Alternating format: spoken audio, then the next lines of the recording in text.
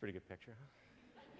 So I want to talk to you today about play and how the ability to play and the ability to create games, to play games, is one of the most profoundly important faculties of the human mind. And how we can use this tremendous superpower that we all possess to solve one of the biggest, most challenging, most expensive problems humanity has ever faced.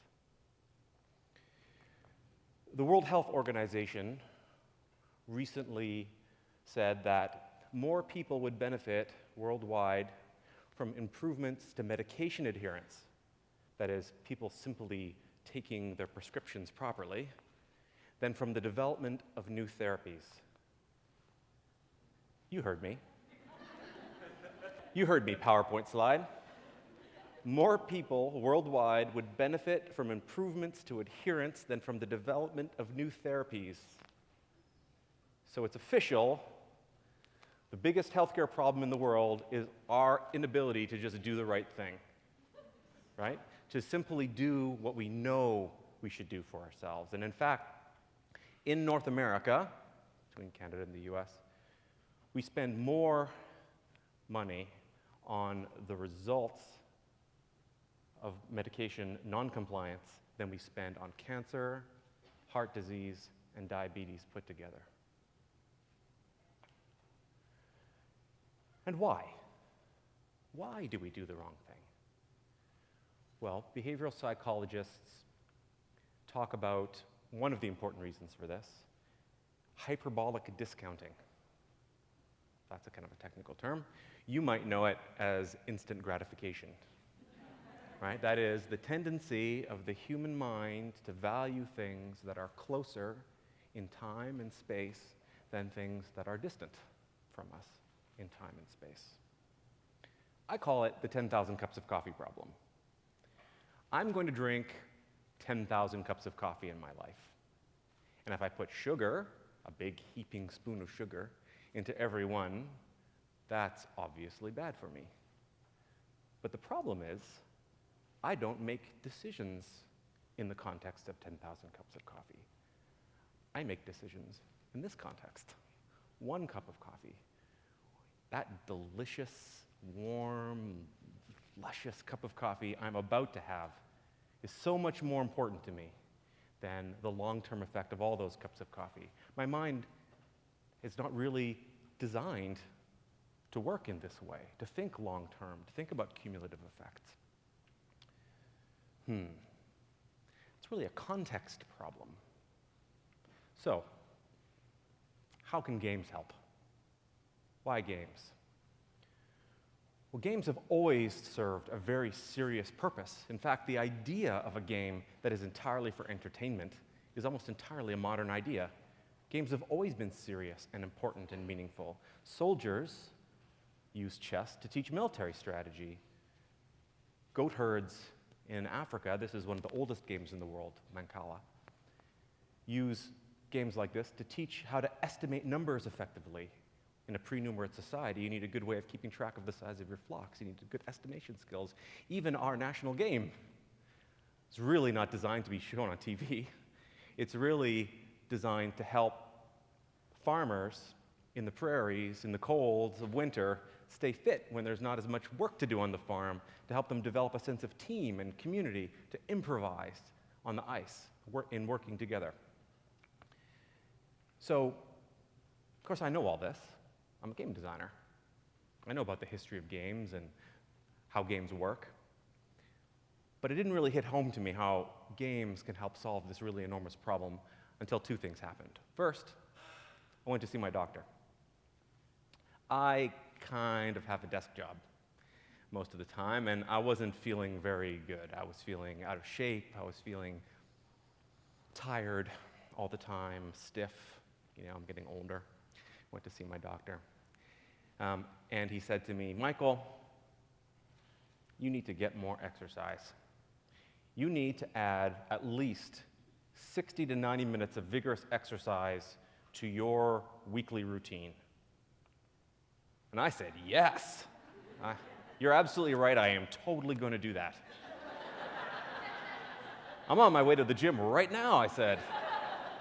And I did. I went to the gym, and I picked up some really heavy things, and then I put them down again. And then I picked them up, and I put them down, and I picked them up, and I put them down. And I couldn't enjoy it. I couldn't enjoy it. It wasn't fun. It was a chore. Because, of course, picking things up and putting them down is a chore. And then I had my second flash of insight. And this is where it all came together for me. I was working at a company in around 2008 that was helping build the microtransaction processing systems for Facebook game companies. So you don't need to understand very much about what that is, but it's basically how games on Facebook make money. I noticed something really, really interesting about these games. They weren't making money by selling you the game. I mean, most of those games are free. And they weren't even making money, very much money, from selling you things in the game. Though some of them do that. They weren't even really making very much money from advertising. No, they made their money by getting you to do performance marketing offers in exchange for virtual currency. Another way to say that is that their business model was getting you to do chores in exchange for something literally valueless.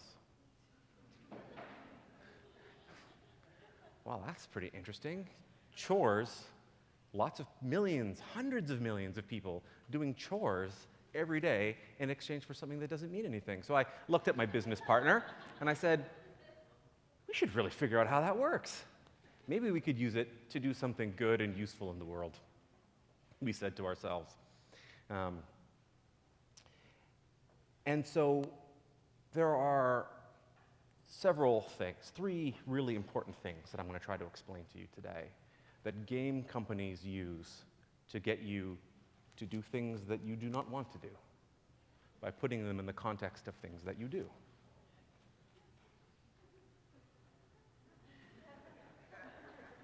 Take the very popular game Candy Crush. Now, I should say, these three things are narrative, progressive mastery, and social relatedness, social connectivity. These are the three things. Now, narrative. So sometimes narratives can be very simple. I mean, there's a reason why the game Candy Crush is not called the Workplace Deadline Crush. All right, seems obvious, maybe. But candy is actually a perfect metaphor for this kind of game. We all have positive associations with it. It's delicious. You pay for it with your pocket change. You share it with your friends. It's a perfect metaphor. But narrative can also serve a much more, a deeper function, perform much more heavy lifting, if you like. Why is it, I wonder, that my son can remember all 50 characters in Lego Star Wars and all their special abilities? He knows who all the Jedi are and what they can do. He knows the Sith and all their special capabilities. He can name all of the Fets, the whole Fett family. He knows the whole Fett family. He even knows that R2-D2 is really good at picking locks because he helped them escape from the Cloud City in Empire Strikes Back. The story speaks to him. He remembers all this information because it's put inside a story that is an interesting story, of course, but it's not just that it's interesting. It says something to him about him. It says something about his values. He wants to be a Jedi. If he didn't care so much about the values of the system, he wouldn't remember the story so well. So why do we make healthcare applications like this? Where is the narrative here? Where is the story? How is this speaking to our heart? Well, I think we're doing a lot better. This is also a healthcare application. Get a person from the theater in there. I mean, hire a comedian, please. I mean, this is dry content. The other thing that games do especially well is progressive mastery. In fact, that's kind of almost virtually the definition of a game in a lot of ways. Why is it that we care so much about our stamp collections? Care so passionately about our stamp collections? Or can spend the time to acquire the very precise detail, the thousands of hours required to acquire the very precise skills necessary to play an absurdly difficult instrument like the cello. If you play the cello, I'm very, very impressed. Why is it that our children will avoid doing chores around the house by going to their room to do fake chores in a fake house?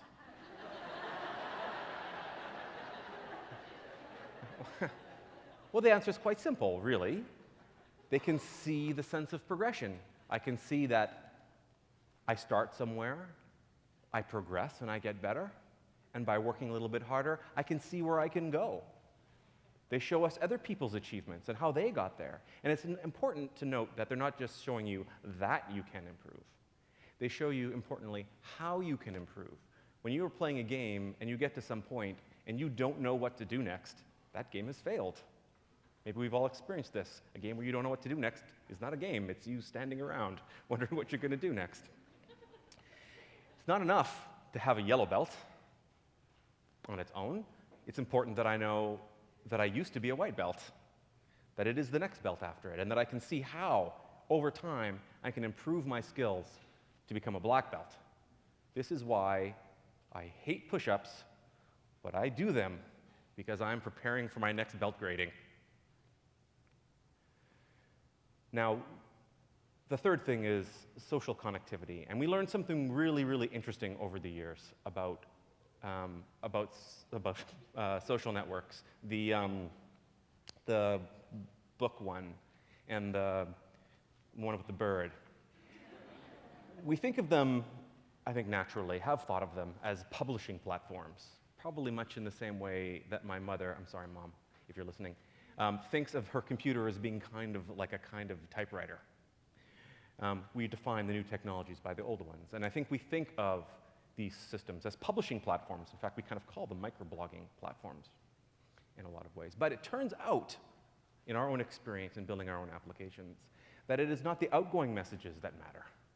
They are a conduit for messages coming in from your social network that reinforce your behavior, that pattern the behavior that you want to have.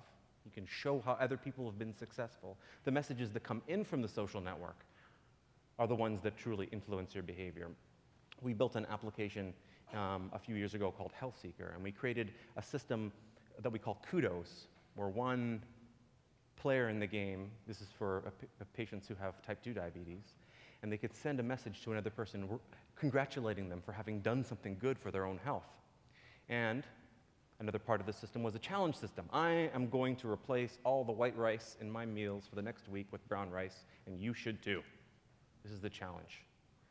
Turns out that players who received challenges and kudos in the system, the ones who received them, had done on average 4 times as many program elements. That is the diet and exercise program that we were working with, created by Harvard Medical School. 4 times as many of those elements as people, as the average player in the game. 4 times as many. This is the power of social connectivity, because we are social animals and we relate to each other. And knowing that there's somebody out there that cares about you, that cares about your health, that wants you to do the right thing, and wants to demonstrate for you how they've done the right thing. This is very meaningful and impactful to me. It turns out there's a really good reason why Candy Crush is always trying to get you to log into Facebook. I don't know if you've noticed that. It's kind of annoying. The reason is not just because they want you to promote the game to your friends. It's actually because they want to have the right to place your friends' pictures in the game for you. They want you to see your friends and family and people that you care about and love in the game. That makes the game more meaningful to you. They know that there is no software that they could write, there is no graphic they could create, there is no character they could envision that will be as important and emotionally meaningful to you as somebody that you already know as another human being. And we're probably all used to seeing images like this, our friends being displayed to us in the games that we play. This is how games get us to take things that we don't want to do and put them in the context of things that we do want to do. So, I'm just going to talk for a second to sort of tie this all together for you with a couple of concrete examples. Let's take type 1 diabetes. So unlike type 2 diabetes, which is largely a not entirely, but largely lifestyle-oriented disease. Type 2 diabetes is type 1 diabetes is an autoimmune disorder that causes your body to stop producing insulin. Sometimes we used to call it juvenile diabetes. Type 1 diabetes introduces a child to a whole new family of monsters, of childhood monsters. Daily pricking your finger and checking your blood to check your blood sugar, daily injections of insulin, the fear of coma and amputations. And every day, the child needs to check their blood glucose level multiple times. It's a chore. It's a frightening chore. And if you don't do it right, bad things can happen. And so what do we offer children to help them with this process? Here you go. Here's a logbook. Write it down in the logbook. but like, I don't know why we think that because it's important, it needs to be dreary, especially when we're talking about children. But let's maybe take a different approach. What if these monsters could be on your side? What if caring for these little monsters, the monsters of your diabetes that sneak up on you, that can be so unpredictable, what if you cared for them? They could be on your side. If logging your blood sugar every day lets you see interesting and fascinating gifts and objects that you could share with your friends? What if it was a social environment where you could see that your friends were progressing and managing their disease effectively as a way of showing you that it could be done, of giving you some motivation to do it for yourself? Now, it's easy to talk about it in the context of kids, but I want you to understand this is also important for adults. Adults want to see how they can progressively manage their condition, how they can they can master the techniques of managing their diabetes. They want to see themselves, or at least their aspirational selves, reflected in the applications they use. And they want to know that there are other people out there in the world that care about them. These are both applications, one for children with type 1 diabetes that's currently being piloted in the UK with the National Health Service. And the other is a pilot for women with type 2 diabetes that's currently being deployed. These are applications in the field right now that are helping patients with these chronic diseases feel more empowered, see themselves, feel a greater sense of self-efficacy, and a greater sense of social connectivity in their own lives. I would like to end with a final thought for you. When we think about play, we often think about our childhood, but I would like you to think about the childhood of humanity. I would like you to cast your mind to those cavemen and cavewomen. That guy kind of looks like me. Cavemen and cavewomen huddled in the dark around their caves, hiding from a world that seems almost perfectly designed to kill them, and how they need to develop the skills to hide from those predators that are hunting them, to find the key resources that they need hidden in the world, how they need to be fit, how they need to be fast, how they need to work together when it's useful, how to compete with each other when it's helpful to develop skills. They didn't sit themselves down in rows and lay it all out in a lesson plan from A to B and talk about each step. No, that's not how they did it. They designed a game, the most important and useful, serious game ever created, called hide and seek. And then they just went out to play. Thank you very much.